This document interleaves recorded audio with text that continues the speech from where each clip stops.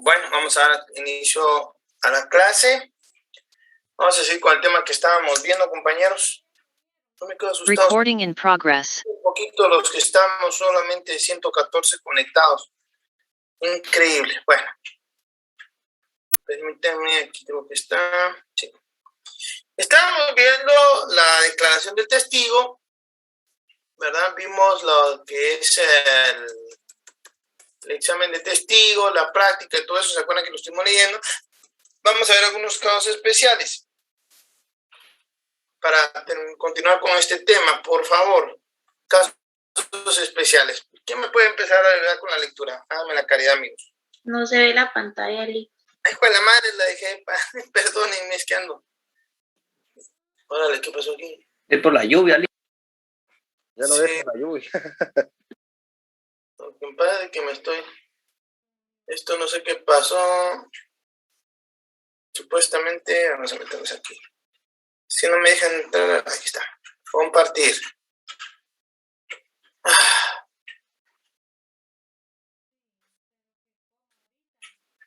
¿Hoy sí ya se ve?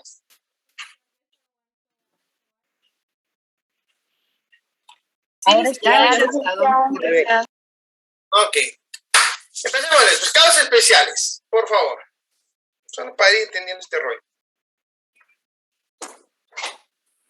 En la declaración de un miembro diplomático se dirigirá al juez por el órgano respectivo al Ministerio de Relaciones Exteriores, quien pasará acta al diplomático para que rinda su declaración por informe, salvo a que el diplomático voluntariamente se presente. Esta no se extiende a miembros del cuerpo consular, quienes sí tienen que declarar como cualquier persona, salvo lo dispuesto en tratados internacionales. El órgano a que se refiere el artículo es el organismo judicial. El artículo 154 establece las personas que declaran por medio de informe. Declaración por informe. ¿Quién me lo puede leer, por favor? Artículo 154. Declaración por informe.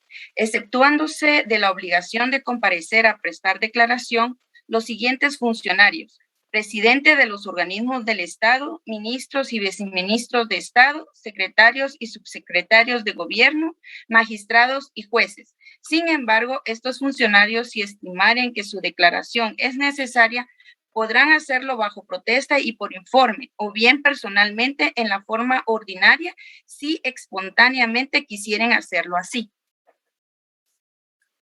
Es una facultad. En la declaración por informe resulta ser una facultad. ¿Ya?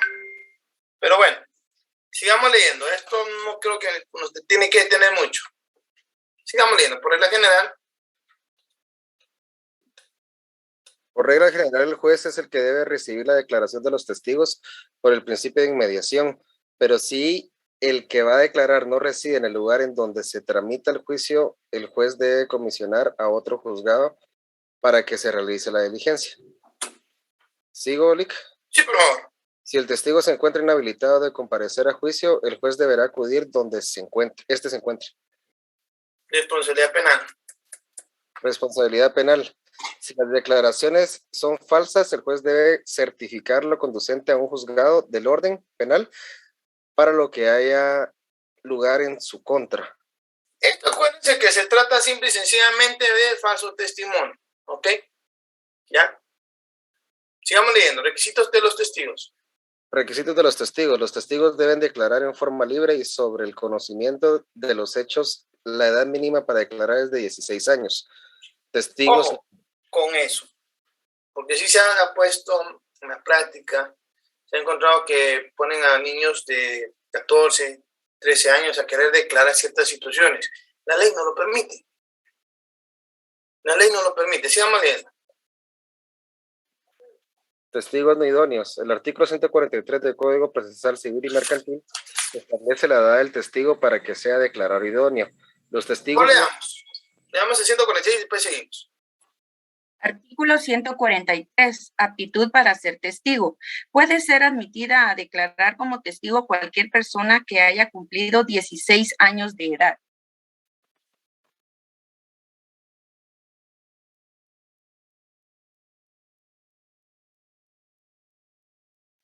¿Tiene apagado su micrófono, licenciado?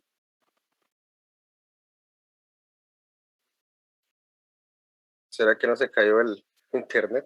Se le fue la señal, creo. Vean ustedes, esta cosa estaba ahí, va a pelear, pero bueno, volvemos otra vez que me quedé ahí en el 143. Sigamos leyendo, porfa. Es que se me trabó esta cosa. Nuevamente el 143, licenciado. Puede ser admitida a declarar como testigo cualquier persona que haya cumplido 16 años de edad. Ahí lo tenemos. Los testigos no idóneos son los que caen en alguna de las situaciones del artículo 148. ¿Me pueden leer 148, porfa? Artículo 148, generales de ley. Aunque las partes no lo pidan, los testigos serán siempre preguntados. 1. Por su nombre, apellidos, edad, estado, nacionalidad, profesión y domicilio. 2. Si son parientes de alguno de los litigantes y en qué grado. 3. Si tienen interés directo o indirecto en el pleito o en otro semejante. 4. Si son amigos íntimos o enemigos de alguno de los litigantes. 5. Si son trabajadores domésticos, dependientes, acreedores o deudores de alguno de los litigantes o si tienen algún otro género de relación con ellos. Ok, ahí encontramos entonces por qué quienes no pueden ser testigos, o sea, quienes no son idóneos para ser testigos. Entonces, el 144 y el 148 nos regulan esto, ¿ok? Código Procesal Civil y Mercantil. Tachas. Veamos las tachas, ya habíamos leído algo de esto, pero vamos a seguir leyéndolas, por favor.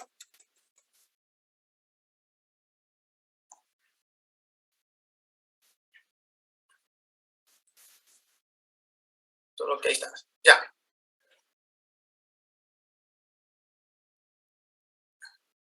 Si el juramento es el medio en que el órgano jurisdiccional se vale para fiscalizar la verdad del testimonio, las tachas son los medios que se dejan a disposición de las partes para fiscalizar la idoneidad del testigo. Motivo de tacha es todo hecho, circunstancia o impedimento que por afectar las condiciones personales del testigo destruye o disminuye la fuerza probatoria de su testimonio. Artículo 162. Tachas. ¿Quién me lo lee? Artículo 162, tachas. Las partes podrán alegar y aprobar acerca de la idoneidad de los testigos dentro del mismo término de prueba. El juez apreciará, según las reglas de la sana crítica, las circunstancias y motivos conducentes a corroborar o disminuir la fuerza de sus declaraciones en la sentencia, juntamente con lo principal. Sigamos leyendo ahora. No se permite la tacha del propio testigo. Vamos a leerlo, por favor. No se permite la tacha del propio testigo, pues es una carga procesal que le corresponde a la parte que no propone la prueba. La tacha debe ser probada dentro del mismo término de prueba. Si el interrogatorio se desprende algún elemento de tacha, en ese momento puede la otra parte tachar al testigo sin necesidad de prueba extra. Las tachas son dirigidas al testigo en cuanto a su calidad de serlo en forma libre, ajena a las partes, no sobre la veracidad del interrogatorio. Esto es ya materia penal. Ojo sobre esto. Miren qué interesante. Primero, si del interrogatorio se desprende algún elemento de tacha, en ese momento puede la otra parte tachar al testigo sin necesidad de prueba extra. Yo estoy declarando, o sea, está ahí contestando preguntas, y se considera que hay una razón para tacharlo por el propio dicho del testigo, se puede tachar.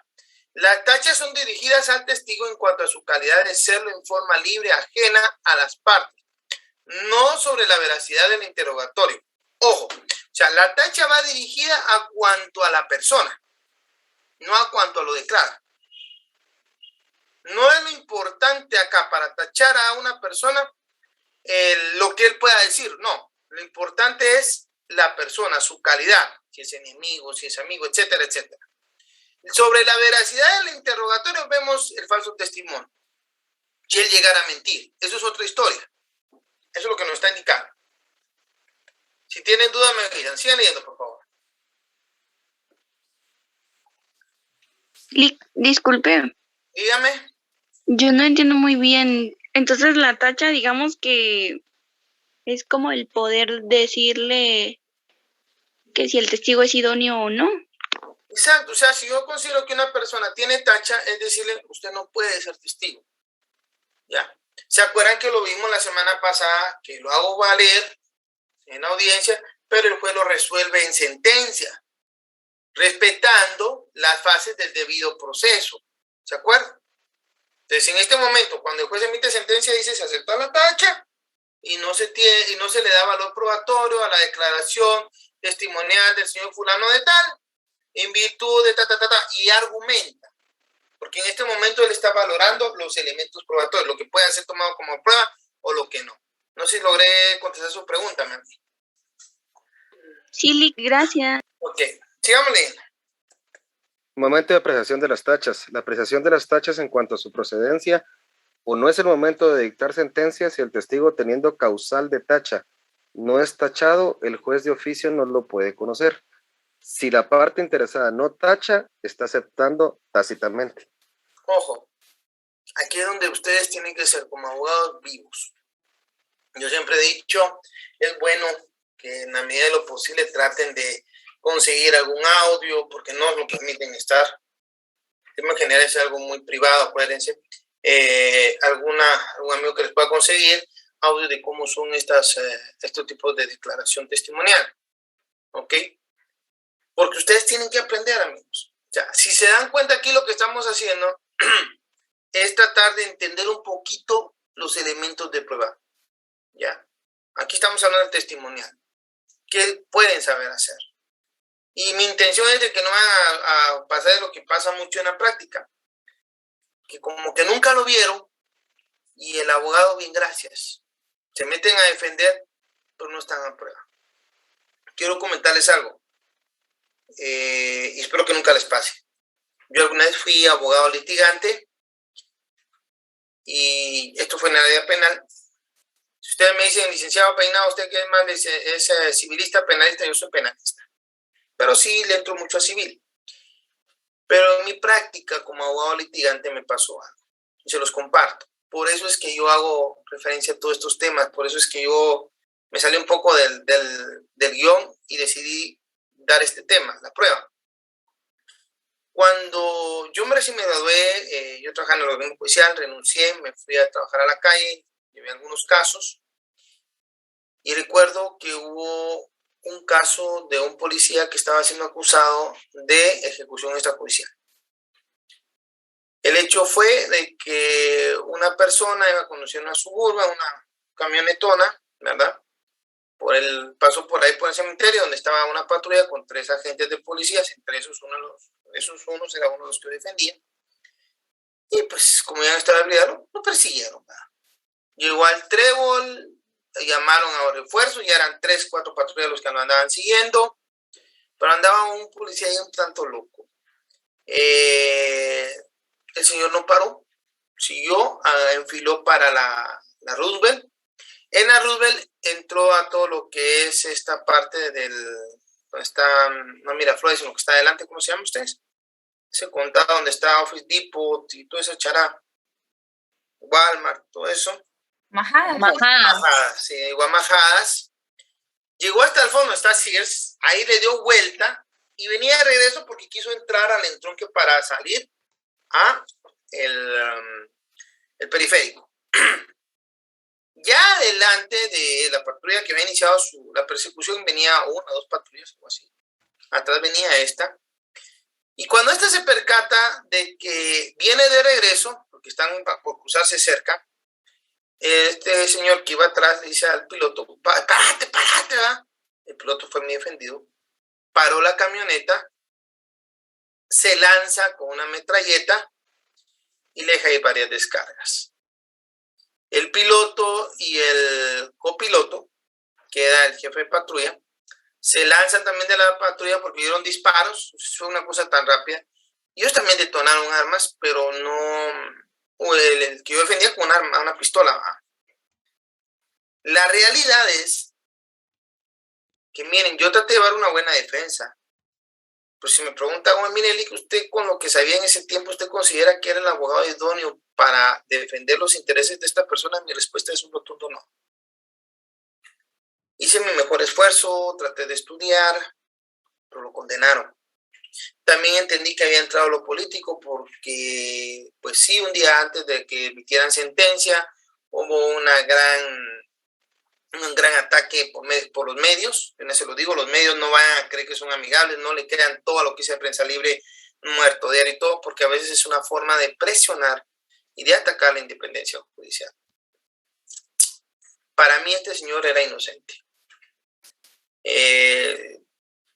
Ellos querían que siga trabajando en la apelación, yo traté de hacerlo mejor, como les digo, pero yo no sabía lo que sé ahora. Mi experiencia no era suficiente. Y esto de la prueba tampoco la había manejado en el ámbito penal. Yo siempre enseño mucho prueba. Y este tipo de elementos son esenciales. Ustedes tienen que aprender cómo manejar a los testigos. Cómo saber y qué preguntas se deben y qué preguntas no se deben hacer. Porque si ustedes me preguntan a mí o me dicen, mire, Licky, ¿usted cómo hizo la pregunta? Pues yo hice según lo que mejor entendí. No hice las preguntas correctas y tal vez hice preguntas incorrectas. Es que esa es la verdad. Yo ataqué a un encamisado de una bala hasta que llegó el punto que me dijeron, mire, lo que sucede es de que el encamisado se destruyó, ¿verdad? Y es imposible saber de dónde la lanzó. Y mire, encontré un número y ese número después, o sea, yo debí parar en un momento del interrogatorio. Yo después analicé mi actuar. No quiere decir que sea mi culpa, no. Que él esté detenido, porque al final, pues yo creo que logró salir en apelación, algo bueno dice. Pero les soy sincero, yo no supe manejar bien el caso. Y no hay cosa más horrible que lo persiga uno un caso. Por eso es que yo siempre a mis estudiantes les digo, miren muchachos, su examen no es tan importante, no es el examen de la universidad que ustedes deben de preocuparse. Es cierto, deben ganar la clase, deben ganar el privado. No, traten de estudiar. Porque en la medida que ustedes estudien, en esa medida ustedes van a poder enfrentar los casos que se les presentan en la práctica. Así de plano. No va a ser de otra manera. Si ustedes le fallan a una persona, van a ganar experiencia poco a poco, sí. Pero es que se trata de tener un buen prestigio, se trata de hacer un buen trabajo, se trata de que ustedes estén bien en su conciencia. No estudien solo por estudiar, no por ganar el examen, no. Si pueden profundizar más, profundicen, lean libros. Yo estoy tratando de explicarles lo general para que el día de mañana no lleguen como iba a la calle, que yo de prueba no sabía ni pito. A mí nadie me enseñó nada sobre la prueba. De ninguna. Y el autoral de todo proceso. De nada me sirve a mí saber las fases de un proceso si a la hora de ofrecer pruebas yo no sé qué es lo que tengo que ofrecer. Yo lo que voy a tratar de explicarles en este curso. Entonces, les ruego, profundicen, compañeros. Prueba pericial. ¿Alguna pregunta? Chicos. No, Lick, muchas gracias por sus consejos. Concepto, sigamos leyendo, por favor.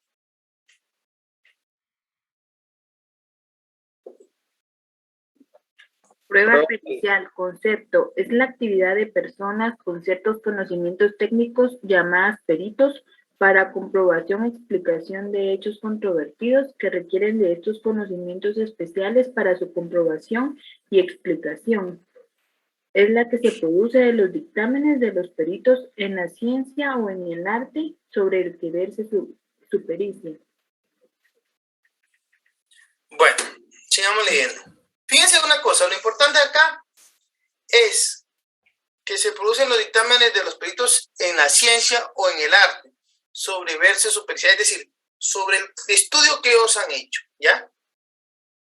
Por eso empecemos con el concepto de la actividad de personas con ciertos conocimientos técnicos llamados peritos. Se les llama peritos porque estos han sido declarados como peritos por el juez. Comprobación y explicación de hechos controvertidos que requieren de estos conocimientos especiales para su comprobación y ampliación. El juez sabe de derecho. Si Iuria Novit Curia, principio, el juez sabe de derecho. Ustedes van a la biblioteca de la facultad y van a ver que hay una pequeña placa, una placa no tan pequeña, que dice Iuria Novit Curia. El el juez sabe derecho, es lo que significa. Pero no significa o no quiere decir que el juez tenga que saber todo. El juez tiene necesidad de que le expliquen también, de entender o tratar de entender ciertos hechos.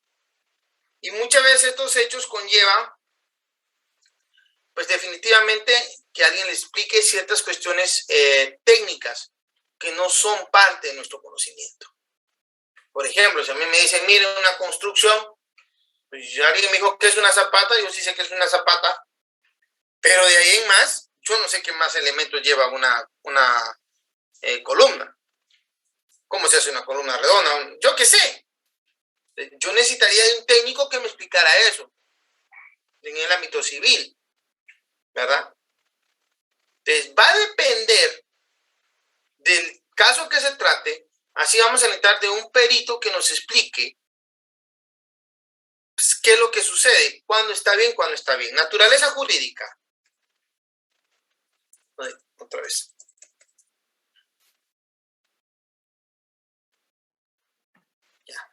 Naturaleza jurídica. La actividad del juez en el proceso probatorio se integra por dos factores: la percepción del hecho a probar y la deducción de su existencia o inexistencia.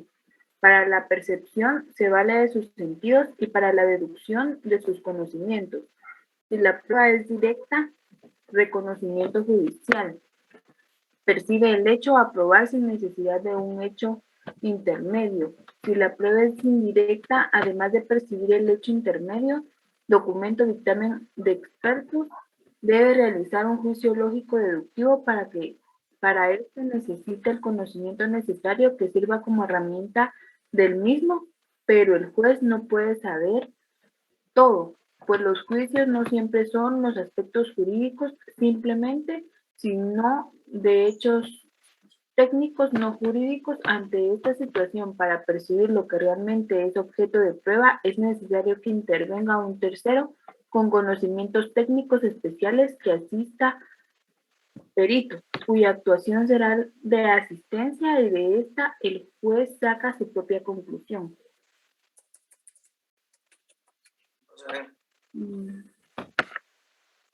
La función de este medio de prueba es aportar reglas, no hechos, para que de estas el juez deduzca la verdad, por lo que es un medio integrador a la actividad del juez.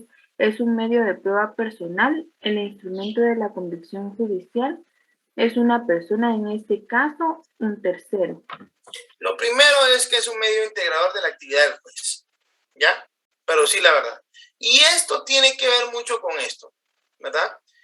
Que si la prueba es indirecta, se va a necesitar de un documento de expertos, dictamen de expertos. ¿Esto qué quiere decir? Que va a haber un informe y este dictamen tiene que ser ratificado por el experto o el perito, ¿ok? Sigamos leyendo. Si tienen alguna pregunta, me cuentan. Dele. Necesidad del perito. Al juez debe exigírsele conocimiento de las normas jurídicas. En algunas situaciones se requiere para la apreciación de un determinado hecho que se pretenda hacer probar en el litigio del auxilio de personas que poseen conocimientos especiales en los cuales la comprobación del mismo resulta imposible. Alsina expone que los peritos pueden ser llamados por dos situaciones: para la comprobación de un hecho en la cual es necesario que emitan opinión y para la determinación de las causas y de los efectos de un hecho aceptado por las partes. Por lo regular, el perito no solo comprueba el hecho, sino también contribuye en su apreciación. En todo caso, se trata de colaboradores del juez que salvan una imposibilidad o suplen una determinada deficiencia técnica del tribunal. Deficiencia técnica quiere decir que no tienen conocimiento técnico, ¿ya? Van a suplir, van a coadyuvar para la consecución de la verdad. Es lo importante. Concepto de perito y requisitos para hacerlo. Alsina expone: perito es un técnico que auxilia al juez en la constatación de los hechos y en la determinación de sus causas y sus efectos. Se puede decir, es que miren, si yo, por ejemplo, les decía, necesito saber una escritura pública, miren, no sé si han sabido ustedes de casos en que se han vendido ciertos bienes inmuebles incluso son inscritos en el registro general de la propiedad de esos registros o esas compraventas, y se hacen a través de una escritura pública llenado el registro de ley, y dice, ahí está la firma, ¿verdad? Pues resulta que entonces hay un perito, hay un especialista que se llama grafotólogo, que hace un estudio de grafotecnia. Perdónenme, yo no sé distinguir si una firma es o no es real. El grafotólogo sí. Ahí él va a emitir un dictamen a través del cual va a indicar si la firma corresponde o no corresponde a la persona que supuestamente ostentaba el derecho de propiedad y que vendió los mismos. Miren qué importante. Porque si no tuviéramos ese tipo de peritaje, pues déjenme decirle, aquí se ha vuelto un desmadre. Lo han intentado, lo han hecho muchas veces. Quiero decirles que han habido incluso detenciones por personas que se han dedicado a ese tipo de cosas. Yo supe de una banda que incluso amenazaba, lograban hacer esas cuestiones, mataban a la gente, incluso eran, mira, nunca una cosa muy seria. Pero se constató que por medio de estudios grafotólogos, que los instrumentos eran nulos, pues padecían de vicio, no había habido voluntad, no habían sido las personas quienes habían firmado esos documentos. Por eso es necesario, ya, por eso tenemos que entender la importancia de un perito y cuándo puede ser llamado. Si ustedes pueden estudiar aparte, porque esto estoy hablando de forma general, como les dije, podemos ver los tipos de peritajes civiles que pueden existir. La grafotecnia es uno, nada más, ¿ok? Concepto de perito y requisitos para hacerlo, por favor.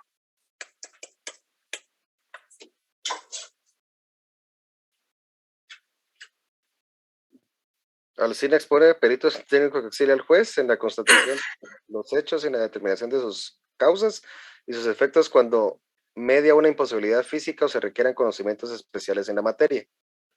WASP lo define, es la persona que sin ser parte emite con la finalidad de provocar convicción judicial en un determinado sentido declaraciones sobre datos que habían adquirido ya índole procesal en el momento de su captación. De acuerdo con este concepto, se puede determinar que la pericia es un medio de prueba personal en los que el instrumento judicial es una persona. Se diferencia del testigo en que éste conoce los hechos antes del proceso y declara sobre hechos que accidentalmente conoció. El perito conoce los hechos cuando el proceso ya está iniciado y es un experto con conocimientos técnicos. Al testigo se le examina por el conocimiento de los hechos, el perito aplica su ciencia y arte. Ambos emiten juicio lógico, pero el testigo es de acuerdo al conocimiento, el del perito es ilustrativo. En relación al intérprete, este no aplica conocimientos técnicos, sino que se limita a traducir lo que escucha sin emitir opinión. En cuanto a los requisitos para ser experto, la ley no indica ninguno en especial. Ya se me adelantó usted, yo dije, ¿dónde va este hombre? Pero sí, dense cuenta que hay diferencias y hay que tenerlas bien claras. Empezando porque para ser perito debe ser nombrado por el juez. Y las diferencias son bien claras. Aquí no sé si tienen alguna pregunta, alguna duda. Bueno, objeto de la pericia, sigamos leyendo entonces.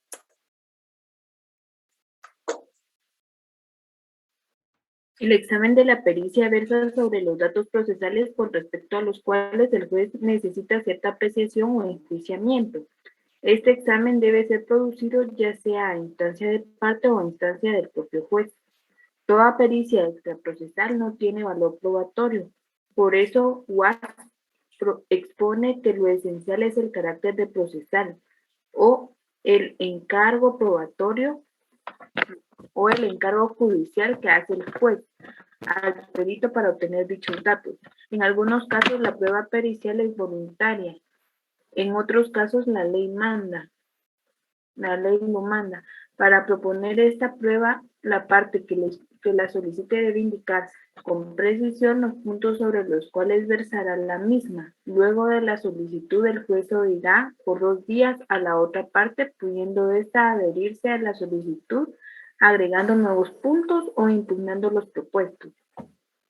Ojo, como siempre hablamos, el perito es nombrado por el juez, puede ser voluntario, sí, pero por lo regular necesitamos que el juez establezca que lo requiera. En términos generales, en la práctica se proponen los peritos, sí. Sí hay peritos que se proponen, ¿verdad? Pero tiene que ser el juez quien lo nombre. O sea, si no tienes el nombramiento, no es perito. Designación de peritos. Aquí vemos cómo. Otra vez me pasé, perdón.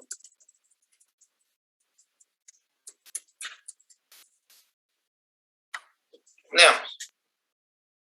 Designación de los peritos. El problema que se presenta es que cada parte propondrá a su perito lo que le dé la veracidad de la prueba, pues tendría dictámenes opuestos. Por ello, la ley le permite al juez nombrar un tercer perito.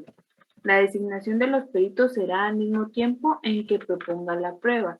En 5 días los expertos aceptarán el cargo. Si no los aceptaren, la parte podrá nombrar una vez más peritos bajo apercibimiento de nombramiento de oficio. Los peritos podrán ser recusados por las partes en 48 horas de notificados por las mismas razones que los jueces. Eso es la LOG, es lo de los motivos de la recusación en la LOG, ley de ordenamiento judicial, ¿sí? Y solamente las partes podrán recusar a los peritos que no hubieran nombrado por causas posteriores al nombramiento. La recusación se resolverá en incidentes, los cuales no serán apelables. Para que la prueba sea viable, si el experto no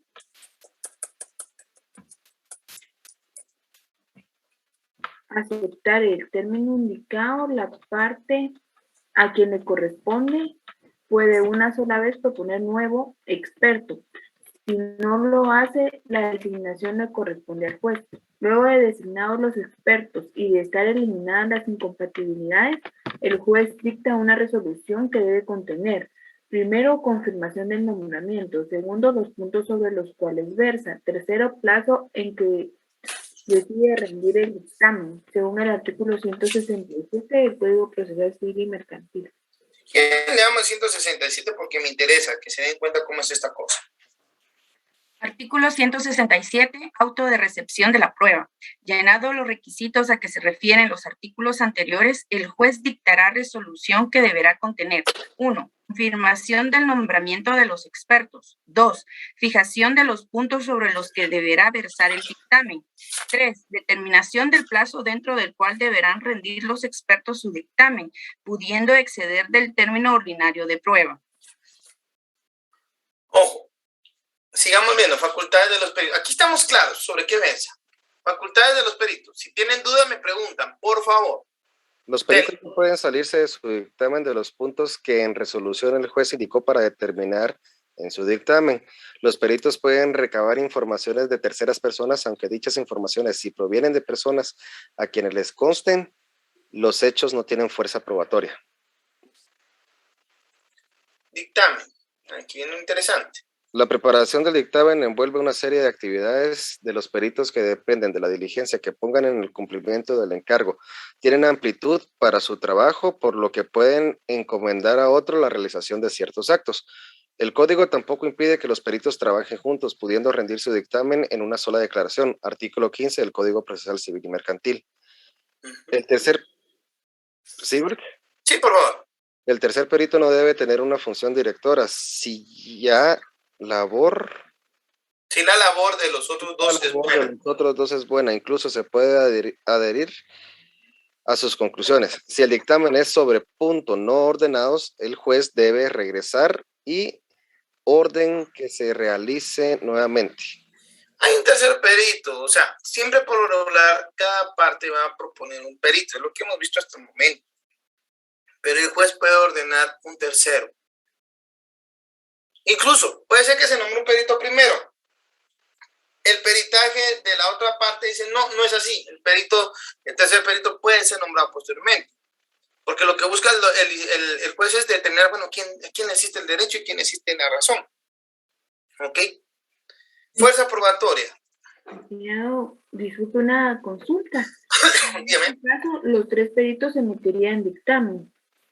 Cada uno de los peritos tiene que emitir dictamen. Muchas gracias. Fuerza probatoria. El dictamen rendido por los peritos, el juez sacará su propia conclusión. Del mismo no. Esto quiero que lo leamos mejor en el artículo 170. Artículo 170. Valor probatorio.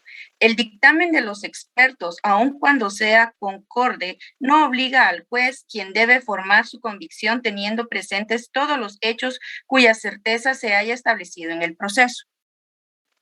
Des en cuenta, esto no es vinculante. El juez lo va a razonar, lo va a valorar según una sana crítica. Es decir, aplicando la lógica, su experiencia y la psicología. ¿Ya? No es una prueba legal y tasada. Ojo con eso. Horario de los peritos, 171, si me pudieran leer, por favor. Artículo 171. Honorarios de los expertos. Los honorarios de cada experto serán pagados por la parte que lo nombró o en cuyo nombre lo hubiere designado de oficio el tribunal, y los del tercero por ambas partes en igual proporción. El juez prevendrá a cada parte que deposite los honorarios correspondientes, así como la suma necesaria para gastos, los cuales calculará el juez prudencialmente, según la naturaleza del dictamen y trabajo que exija. En cuanto al tercero, la parte a quien interese la diligencia deberá hacer el respectivo depósito. Lo dispuesto en este artículo se entiende sin perjuicio de lo que se resuelva definitivamente sobre condenación en costas. En pocas palabras, cada quien paga el perito y si hay un tercero, lo pagan las partes. ¿Dudas hasta acá sobre el peritaje? ¿No? Compañeros, hoy me he quedado un tanto asustado porque supuestamente la clase tiene 214, por ahí andamos como por la mitad. Espero que, bueno, se le integren por ser viernes, pues ni modo, yo ya di el punto. Voy a dejar aquí la clase, los miro el día miércoles. Por favor, ustedes sí estudien, traten de profundizar. Recording stopped. ¿Verdad? Y desde ya estoy para servirle, no sé si tienen alguna duda, alguna inquietud. Todo muy bien, muchas gracias, Lick, le agradezco, pase feliz noche. Bueno, señores, feliz noche, ha sido un gusto. Gracias. Feliz noche, Lick. Lick, disculpe. Licenciado, feliz noche. Quería preguntarle, para la segunda retrasada es que ya nos podemos asignar con usted, ¿verdad? Pues yo me imagino si usted está asignado, ¿no? Tendría que hablar con los ojos. Mire, ese tema no le voy a mentir, mi hermano, lo manejan mejor los auxiliares. Si quiere, escríbale a Ricardo o a Mauricio, ellos le pueden decir, porfa.